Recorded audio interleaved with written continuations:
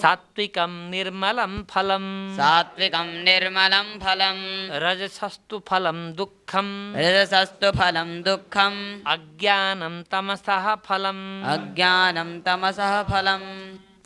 सात्विक कर्म का फल सतोगुणी और निर्मल होता है ना। सुकृतस्य कर्मणः, सुकृत कर्म माने पुण्य कर्म, पुण्य कर्म माने सात्विक कर्म। सात्विक कर्म का जो फल है वह सात्विक ही होता है और निर्मल होता है, आगे सुख ही देता जाएगा। और रजसस्तु फलम दुखम, रजगुण का फल दुख मिश्रित होता है, दुख मिला हुआ होता है। अज्ञानम तमसा फलम, तमोगुण का फल अज्ञान और दुखदायक होता है, केवल दुख देने वाला होता है, ऐसा समझ लेना। हमें दुख मिल रहा है तो हमने तमोगुणी कर्म बहुत किए थे, इसलिए हमें दुख मिल रहा है, ऐसा समझ लेना। सत्वात् संजायते ज्ञानम जायते ज्ञानं रजसो लोभ एव च रजसो लोभ एव च प्रमादमोहौ तमसो प्रमादमोहौ तमसौ भवतो ज्ञानमेव च। भवतो ज्ञानमेव च। जब तक सत्व गुण ना आए तब तक ज्ञान की उत्पत्ति हो नहीं सकती, है ना। हम में ज्ञान नहीं है, इसका मतलब सत्व गुण की कमी है, सत्व गुण की न्यूनता है। सत्व गुण के होना आवश्यक है ज्ञान की उत्पत्ति में। बहुत लोग कहते हैं हमारे में बहुत ज्ञान है। हमने IAS परीक्षा 1 वर्ष में पास कर ली, तो उसको कहते हैं कि इनके पास बहुत ज्ञान है। लेकिन यह ज्ञान कब तक काम आएगा? इसी जीवन में काम आएगा ना, नौकरी लगने में काम आएगा, प्रमोशन में काम आएगा, और उस ज्ञान के आधार पर आप बड़े बड़े पद प्रतिष्ठा पा सकते हैं। और रिटायरमेंट के बाद कोई काम नहीं, मरने के बाद कोई काम नहीं। लेकिन यह ब्रह्म ज्ञान रूप जो ज्ञान है वह जीवन में तो काम देता ही है, दुख में भी काम देता है, सुख में भी काम देता है, जीवन में भी काम देता है, मरण में भी काम देता है। गीता में यदि ज्ञान शब्द है तो जनरल नॉलेज को लेकर के ज्ञान शब्द नहीं है, अभी तो आत्मा परमात्मा जड़ चेतन और परम चेतन के ज्ञान को लेकर के ज्ञान शब्द का प्रयोग किया गया है। सत्व गुण से ज्ञानम संजायते, ज्ञान की उत्पत्ति होती है। रजोगुण से लोभ की उत्पत्ति होती है। तमोगुण से प्रमाद और मोह की उत्पत्ति होती है। सत्वात् ज्ञानम संजायते, रजसः लोभ एव संजायते, और तमसः प्रमाद मोह भवतः, प्रमाद और मोह अज्ञानम एव च, अज्ञान भी। तमोगुण से 3 पैदा होते हैं। सत्व गुण से ज्ञान पैदा होता है, ज्ञान मिले तो सब कुछ मिलेगा। व्यक्ति ज्ञानी हो तो सब कुछ करेगा, करेगा ना। कहते हैं पुत्र लायक हो तो पुत्र के लिए कमा करके देने की जरूरत नहीं है।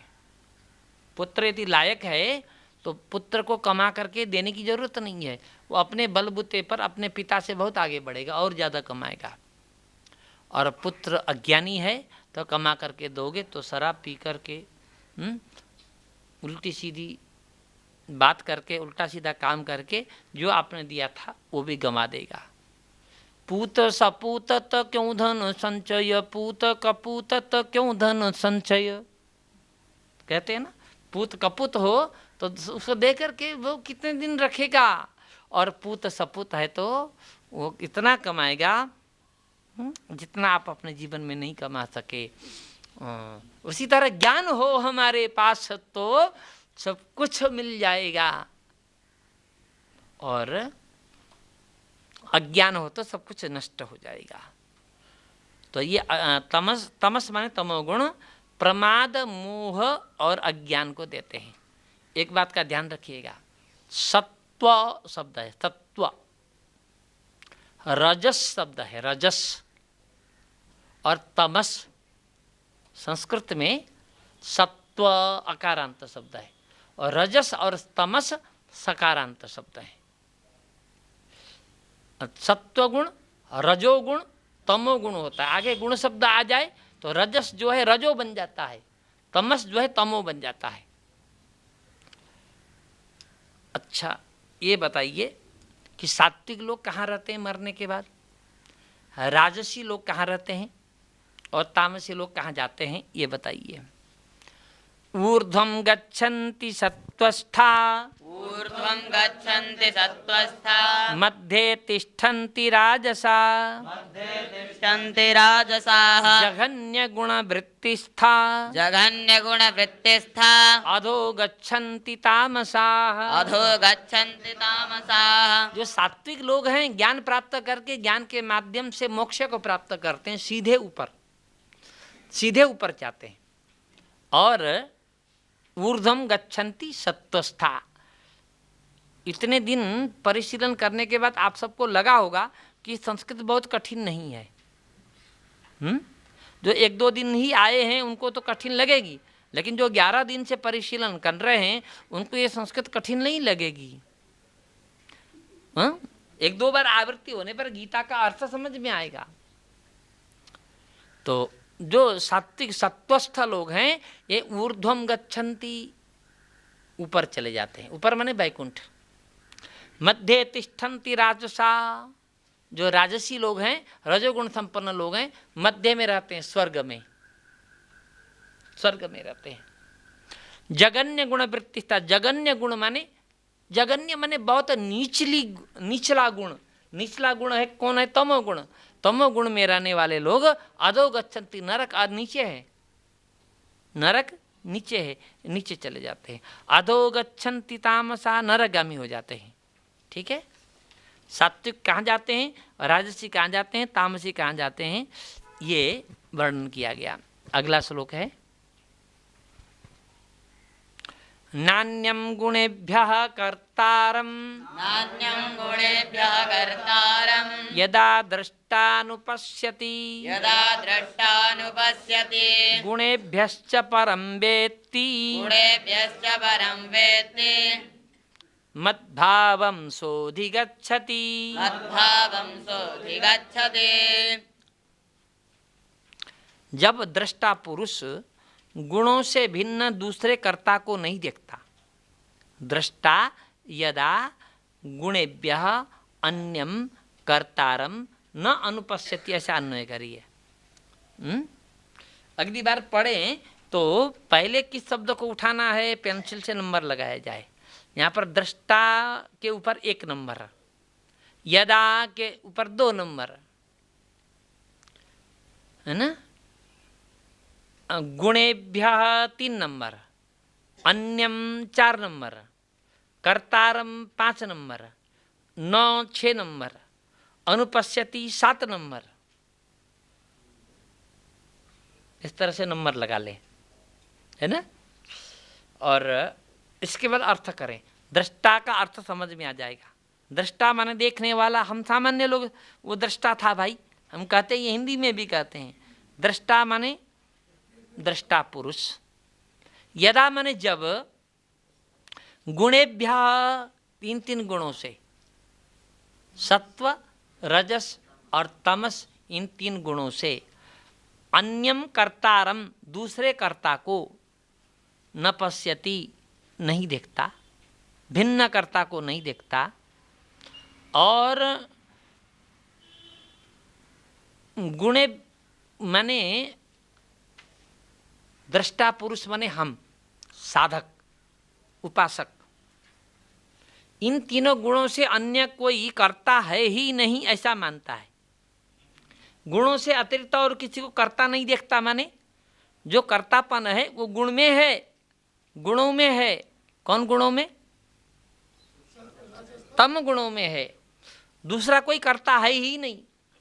तो मैं तीनों गुणों से अलग हूं ना, तो मैं भी कर्ता नहीं हुआ। ठीक है ना। जो कर्ता है वो सत्व रजस तमस है, जो साधक इन 3 गुणों से भिन्न अन्य किसी को करता नहीं देखता। और गुणेभ्यश्च परम वेत्ति, आत्मा को गुणों से परे समझता है। आत्मा को गुणों से परे समझता है। गुणेभ्यः च परम वेत्ति, वेत्ति माने जानता है। आत्मा को ये तीनों गुणों से परे जानता है। मत भावम सोऽधिगच्छति, सह वह मनुष्य मेरे भाव को अधिगच्छति, प्राप्त होता है, प्राप्त कर लेता है। मेरे भाव को प्राप्त कर लेना माने मेरे परम पद को प्राप्त कर लेना, मेरे धाम को प्राप्त कर लेता है। जो व्यक्ति यह समझता है कि कर्तृत्वपन, कर्तापन केवल गुणों में रहता है, गुणों के अतिरिक्त कोई दूसरा कर्ता है ही नहीं, और ये जो आत्मा है ये तीनों गुणों से परे है, इस तरह से जो समझता है, जानता है, वही मुझे प्राप्त कर लेता है, वही मुक्त हो जाता है। ये सब तात्विक बात है। ये तात्विक बात समझने के लिए हमारी बुद्धि सात्विक होनी चाहिए, हमारा रहन सहन सात्विक होना चाहिए, तब इन बातों का अर्थ समझ में आ जाएगा, ये बात हमारे में बैठ जाएगी। हमारी बुद्धि निर्मल होनी चाहिए। निर्मल कपड़े में रंग चढ़ता है, गंदे कपड़े में रंग नहीं चढ़ता।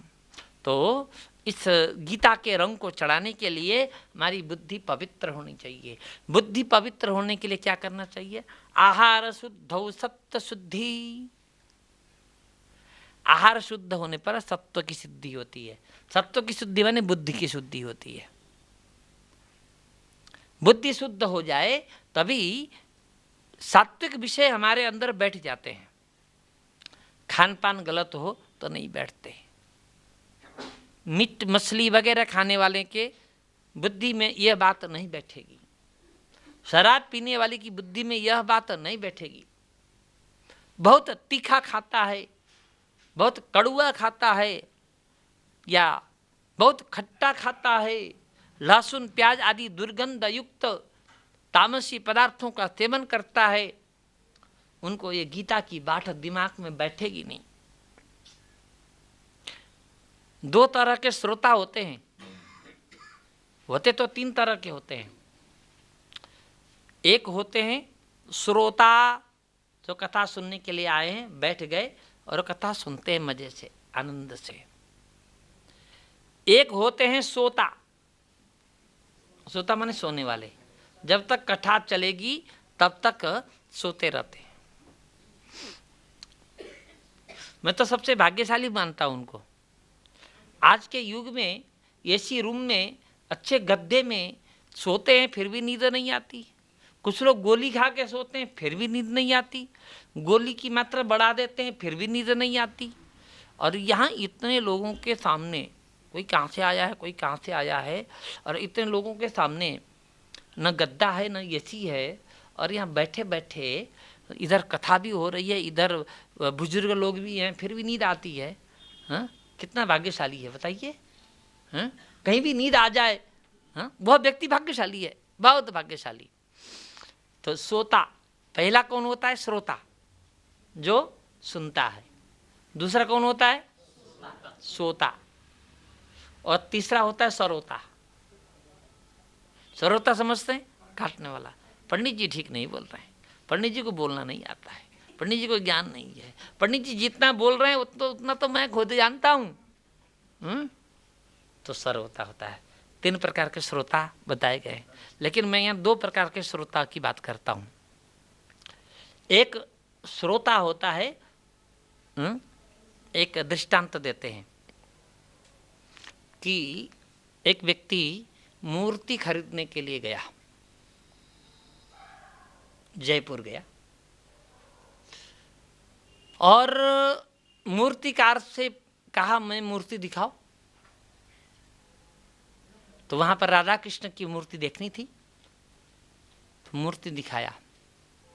तो ये जो मूर्ति है इधर भी रखी है, इधर भी रखी है, इधर भी राधा कृष्ण की है, इधर भी राधा कृष्ण की है। इसमें दोनों में मेरा परिश्रम बराबर है, दोनों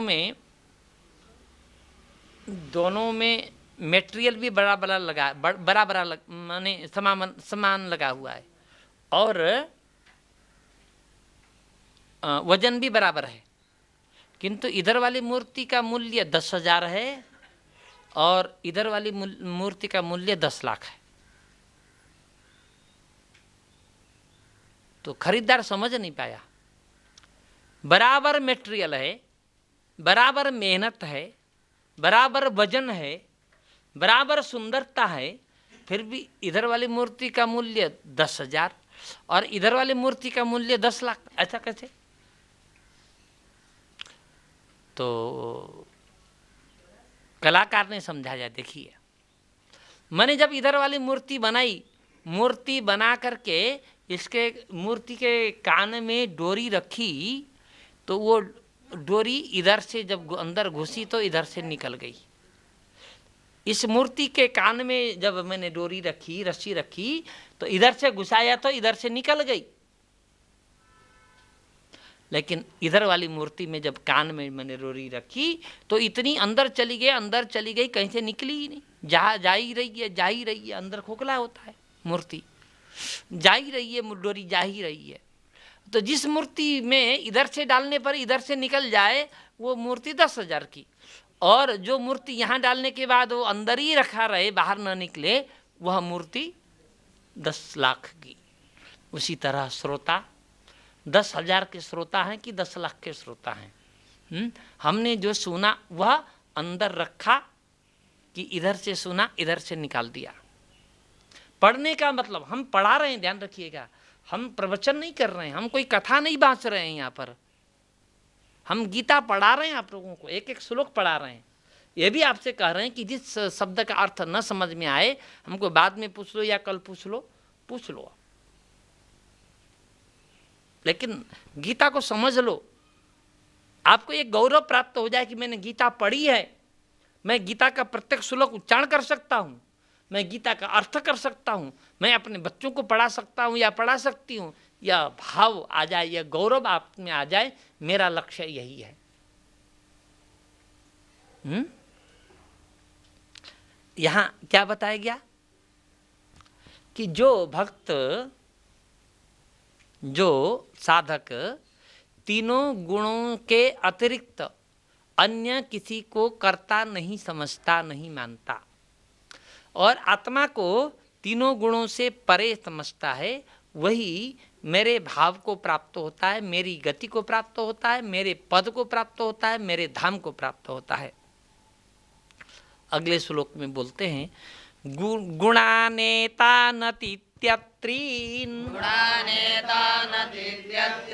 देहि देह समुद्भवान् जन्म मृत्यु जरा दुःखैः विमुक्तो मृतमश्नुते। इसमें अन्वय करना पड़ेगा। पहले हम संधि विच्छेद करें।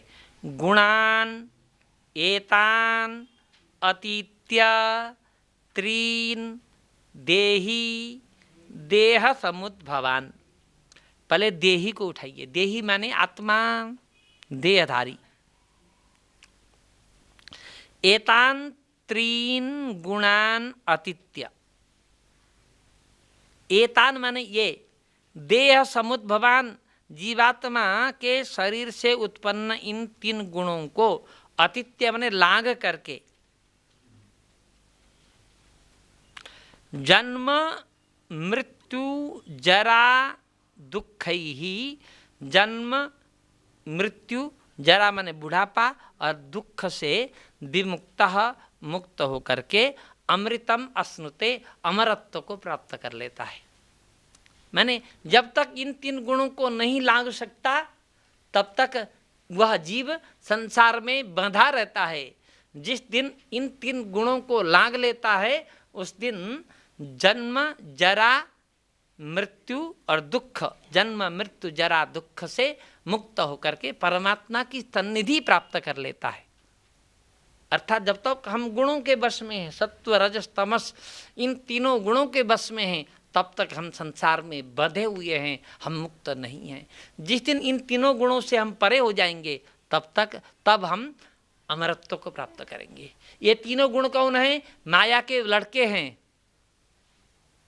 माया के लड़के हैं, माया के अधीन में चलते हैं। माया किसके अधीन में चलती है? परमात्मा के अधीन में।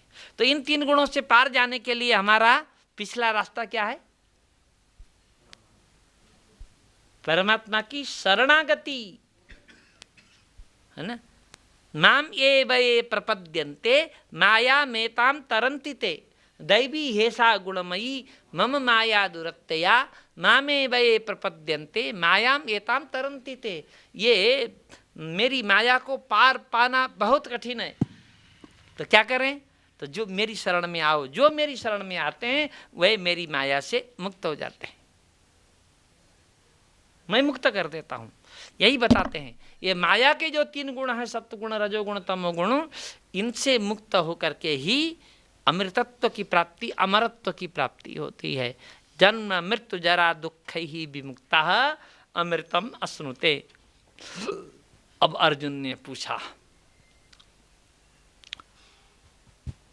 कैर्लिंगै स्त्रीन् गुणानेतान् कैर्लिङ्गैः स्त्रीन् गुणान्नेतान् अतीतो भवति प्रभो अतीतो भवति प्रभो किमाचारः कथं चैतां किमाचारः कथं चैतां त्रीन् गुणानतिवर्तते। त्रीन् गुणानतिवर्तते। अर्जुन का प्रश्न है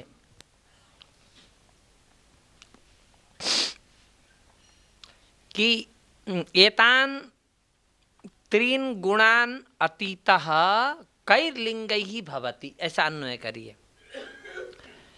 एतान त्रीन गुणान अतीतः कैर्लिंगैः भवति। इन तीन गुणों को लांघा हुआ व्यक्ति, उसके चिन्ह क्या होते हैं? हम कैसे जाने कि इस व्यक्ति ने तीनों गुणों को लांघ लिया है, गुणातीत हो गया है, या हम कैसे जाने? प्रभो संबोधन है, अर्जुन ने भगवान को संबोधित किया है। हे प्रभो, एतान तीन गुणान अतीतः कैर्लिंग ही युक्तो भवति। किस लिंग से युक्त होता है? माने लिंग माने चिन्ह अर्थ है, उसके क्या चिन्ह होते हैं?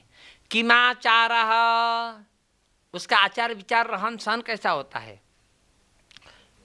कथम च एतान त्रीन गुणान अतिवर्तते, और वह इन तीन गुणों को किस प्रकार से, किस तरीके से, किस उपाय से, किस साधन से लांघता है, ये तीन बातें बताइए। पहला प्रश्न, तीन गुणों से अतीत हुआ व्यक्ति, उसके चिन्ह क्या होते हैं? पहला प्रश्न। दूसरा प्रश्न, उसका आचार क्या, आचार विचार व्यवहार कैसा होता है? तीसरा, वह किस तरह से इन तीनों गुणों को लांघता है?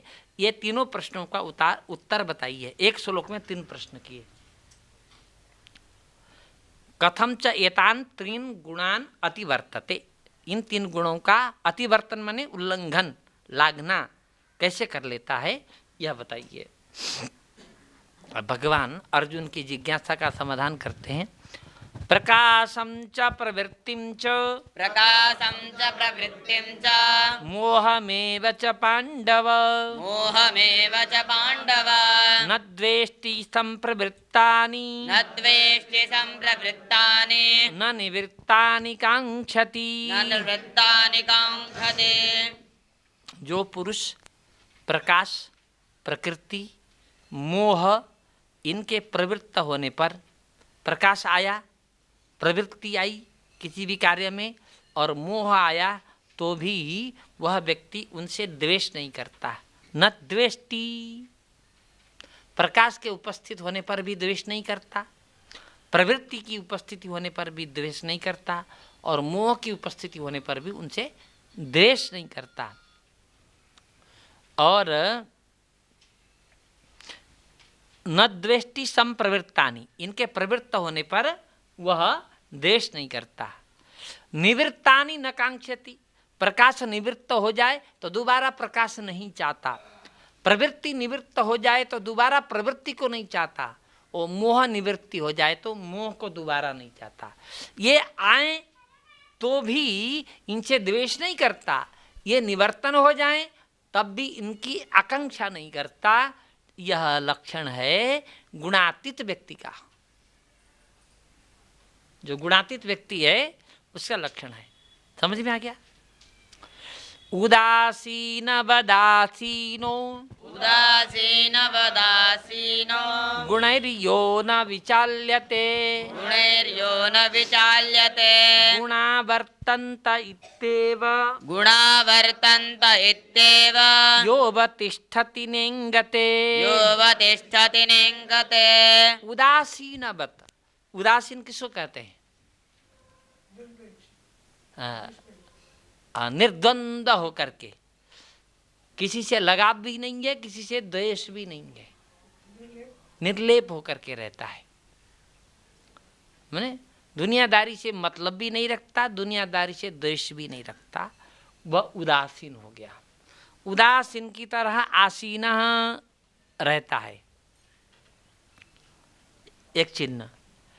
दूसरा चिन्ह गुणैर्यो न विचाल्यते, सत्व रजस तमस गुणों के द्वारा वह विचलित नहीं होता है।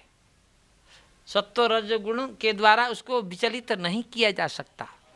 कोई लोभ दिखा करके उसको विचलित कर दिया जाए, ऐसा नहीं हो सकता। गुणावर्तन्त इत्येव, एक व्यक्ति ने पूछा हमसे, हम उस समय कर्मकांड कराते थे और एक जगह शादी थी, वहां गए थे। उसने कहा कि पंडित जी जल्दी कर देना। पहले उसने 500 रुपये हाथ में पकड़ाया और कहा पंडित जी जल्दी कर देना, आप आधे घंटे में कर देना। मैंने उससे कहा कि ये पैसा लेकर के तो आधे घंटे में नहीं करूँगा। हाँ, सब लोग यही कहते हैं कि पुस्तक मत खोलना, पुस्तक में जो लिखा है वो मत देखना, बस जो मुख्य मुख्य चीज़ है उतना। सिंदूर दान जरूर होना चाहिए, कन्यादान होना चाहिए, सिंदूर दान होना चाहिए, फेरे होना चाहिए। ये 3 काम तो आधे घंटे में हो सकते हैं, बाकी जो प्रक्रिया है आधे घंटे में नहीं हो सकती। तो उसने कहा कि पंडित जी दक्षिणा और बढ़ा दूं क्या, जल्दी करोगे? नहीं, मैं दक्षिणा से कार्य करने वाला नहीं। तो उससे बात होते होते उससे कहता है पंडित जी थोड़ा ले लो, आप इतना ले लो। उसने कहा 5,000 रुपया दूंगा, इतना ले लो। पता ही नहीं चलेगा, थोड़े में करते करते करते 1 लाख तक देने को तैयार हुआ। 1 लाख रुपया दूंगा, इतना ले लो। कई चैन पहना हुआ, मैंने वो धनाढ्य व्यक्ति था। मैंने कहने का तात्पर्य, लोग लोभ दिखाते हैं, लोभ दिखा करके विचलित करना चाहते हैं। ये कौन लोग हैं? तमोगुणी लोग हैं। इन गुणों के द्वारा विचलित करने का प्रयास करने पर भी विचलित नहीं होना चाहिए। आज से 15 साल पहले की बात है, उस समय 1 करोड़ रुपए बहुत होते थे। मैंने कहा 1 करोड़ भी दोगे तो मैं नहीं लूँगा, 1 करोड़ भी दोगे तो मैं नहीं लूँगा। मैंने पैसे के नाम पर तो लेने की बात ही नहीं। उसने बहुत समझाया, दवाइयों में पड़ता है तो इसमें पड़ता है तो उसमें पड़ता है। वो दवाइयों के रूप में है इसलिए लेते हैं। दवाई में तो सब कुछ लेते हैं। हाँ, दवाई में तो हड्डी भी होती है, दवाई में खून भी होता है, सब कुछ होता है, लेकिन यह दवाई नहीं है। लोग विचलित करते हैं। तो गुणों के द्वारा विचलित करने का प्रयास करने पर भी जो विचलित नहीं होता उसको समझना चाहिए। क्या समझना चाहिए? गुणातीत है, ये समझना चाहिए। हम लोग तो गुणातीत नहीं है, हम लोग विचलित हो सकते हैं, कोई ठिकाना नहीं। अभी तक लोभ से विचलित नहीं हुए, लेकिन हो सकते हैं। हम तुच्छ जीव हैं, हम लोग पामर जीव हैं, क्षुद्र जीव हैं हम लोग। बड़े बड़े लोग भी विचलित हुए हैं। भगवान से प्रार्थना करनी चाहिए कि प्रभु हम विचलित न हो, किसी भी स्थिति में अपनी मर्यादा से और अपने सिद्धांतों से विचलित न हो। उदासीन वदासीन, उदासीन की तरह आसीन स्थित रहे और गुणों के द्वारा न विचाल्यते, विचलित न हो जाए। गुणा वर्तन्त इत्येव, अरे ये तो गुण हैं, ये गुण अपने अनुसार काम करते हैं। गुण माने अच्छे गुण, सद्गुण अर्थ नहीं है यहाँ पर गीता में। गुण शब्दों का अर्थ त्रिगुण अर्थ है, सत्व रजस तमस, ये 3 गुण हैं। गुण तो अपना काम करते ही है, हमें बचना चाहिए। इस तरह से यह अवतिष्ठति, जो स्थिर रहता है, और न इंगते, इंगते माने चलायमान होना, न इंगते चलायमान नहीं होता तो समझ लेना गुणों से चलायमान नहीं हुआ तो वो गुणातीत है, उसी को गुणातीत कहते हैं। गुणातीत का चिन्ह पूछा था अर्जुन ने। फिर आगे बताते हैं, सम दुख सुख स्वस्थ, सम दुःख सुख स्वस्थः, समलोष्टास्म कांचन, समलोष्टास्म काञ्चन, तुल्य प्रिया प्रियो धीरः, तुल्यप्रिया प्रियो धीरः, तुल्य निंदात्म संस्तुतिः, तुल्यनिन्दात्मसंस्तुतिः, मानापमानयोः तुल्यः, मानापमानयोस्तुल्यः, तुल्यो मित्रारिपक्षयोः, तुल्यो मित्रारिपक्षयोः, सर्वारंभ परित्यागी, सर्वारम्भफलित्यागे, गुणातीतः स उच्यते। गुणातीतः स उच्यते। सम दुख सुख, दुख और सुख दोनों स्थितियों में जो सम है,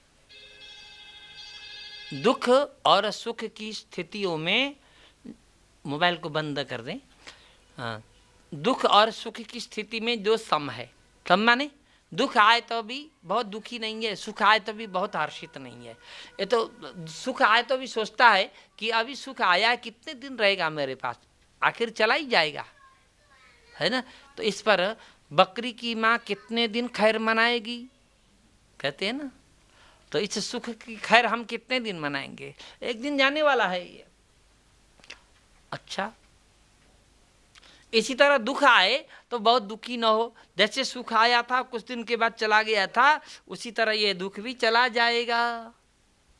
इसलिए दुख और सुख दोनों परिस्थितियों में सम हो। फिर स्वस्थ, स्वस्थ का अर्थ यहाँ पर दूसरा है, स्वास्थ्य से युक्त अर्थ नहीं है। स्व माने आत्मा में, स्थ माने स्थित रहे। यहाँ पर स्वस्थ का अर्थ है आत्मा चिंतन में लगा रहे, अपने स्वरूप में स्थित रहे, स्वस्थ का अर्थ है, निरोग अर्थ नहीं है। समलोष्टास्म कांचन, सम माने बराबर, लोष्ट माने मिट्टी का ढेला, अस्म माने पत्थर, और कांचन माने सोना, ये तीनों को बराबर समझता हो। ऐसा मत समझना कि घर में सोना रखा हो तो मिट्टी का ढेला समझ के बाहर फेंकने लगो, ऐसा मत करना। समलोष्टास्म कांचन का तात्पर्य है कि दूसरे के धन पर या ज्यादा आकांक्षा करके, चाहत रख करके, बहुत ज्यादा लोभ लाभ करके कांचन को प्राप्त करना पड़े तो उसको मिट्टी की तरह समझ लेना, ये मतलब है। अपने घर का मत फेंकना। समलोष्टास्म कांचन, तुल्य प्रिया प्रिय, प्रिय और अप्रिय वस्तु में तुल्य है ना। न काहू से दोस्ती न काहू से वैर, धीर धैर्य युक्त हो, तुल्य निंदात्म संस्तुति ही, आत्मनिंदा आत्मस्तुति दोनों स्थिति प्राप्त होने पर, मेरी निंदा हो रही हो या मेरी प्रशंसा हो रही हो, दोनों स्थिति में हम प्रसन्न रहें। तुल्य निंदात्म संस्तुति, ये साधकों के लक्षण हैं। आप ये मत समझना कि गृहस्थ जीवन में ये सब पालन नहीं किया जा सकता, ऐसा नहीं है। गृहस्थ जीवन में रहते हुए भी इन लोगों, इन विषयों का पालन किया है। ऐसे लोग भी मिलते हैं, आज भी हैं, लेकिन दिखते नहीं। क्यों? क्योंकि जो सिद्ध होते वो प्रसिद्ध नहीं होते, और जो प्रसिद्ध होते वो सिद्ध नहीं होते। जो इन विषयों में सिद्ध हैं उनकी प्रसिद्धि नहीं है, और जो आज टीवी में प्रसिद्ध हैं, 24 घंटा टीवी में दिख रहे हैं, बड़े संत, भगवान से भी बड़े संत दिख रहे हैं, वो सिद्ध नहीं है। तुल्य निंदात्म संस्तुति, मानापमानयोस्तुल्य, मान और अपमान में तुल्य हो, है ना, मान हो या अपमान दोनों में तुल्य हो। तुल्यो मित्रारि